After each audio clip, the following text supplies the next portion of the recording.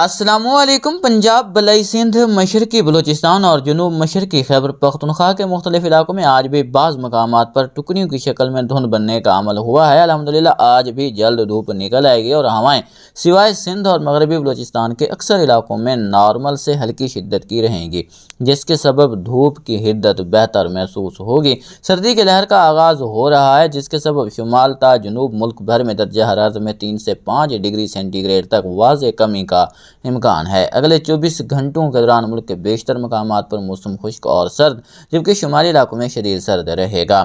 10 سے 14 دسمبر کے دوران دسمبر کے پہلے مضبوط سلسلے کی آمد کا امکان ہے، جس سے ملک کے شمالی حصے میں بارش اور برف باری ریکارڈ ہونے کے امکانات روشن ہو رہے ہیں۔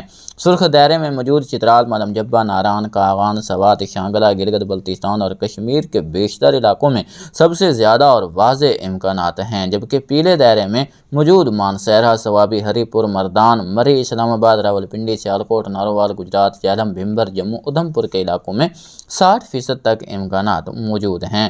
اس کے علاوہ نیلے دائرے میں موجود لاہور، گوجرانوالا، چکوال، سرگودا، خوشاب، میاں والی، تلہ گنگ، پشاور، تورخم، پاڑا چنار کے علاقوں میں مطلع جزوی یا مکمل ابرآلود ہو سکتا ہے، مگر ابھی کسی بھی خاطر خواہ بارش کا امکان نہیں۔ ملک کے دیگر وسطی اور جنوبی علاقوں میں وسیع پیمانے پر موسم خشک رہے گا۔ سموگ کی شدت میں واضح کمی ہو چکی ہے۔ نمی میں کمی اور ماحول سازگار نہ ہونے کے سبب دھند ٹکڑیوں کی شکل میں اور کھلے دیہاتی علاقوں میں زیادہ بن رہی ہے۔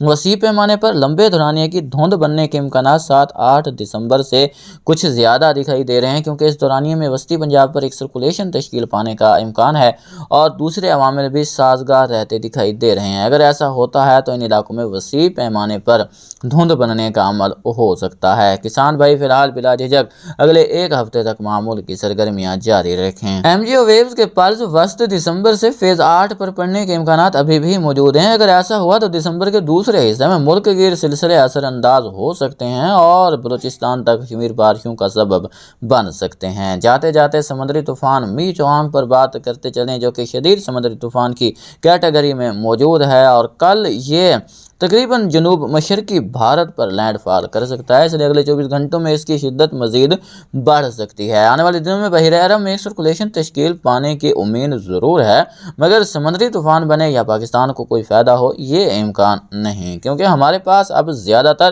بری ہوائیں ہیں، اس لیے خلیج بنگال اور بحیرہ عرب میں بننے والے سسٹم سمندروں تک ہی محدود رہیں گے یا پھر جنوب مشرقی بھارت کو متاثر کر سکتے ہیں۔ پاکستان میں سوائے خشک موسم کے یہ اور کوئی کردار ادا نہیں کریں گے۔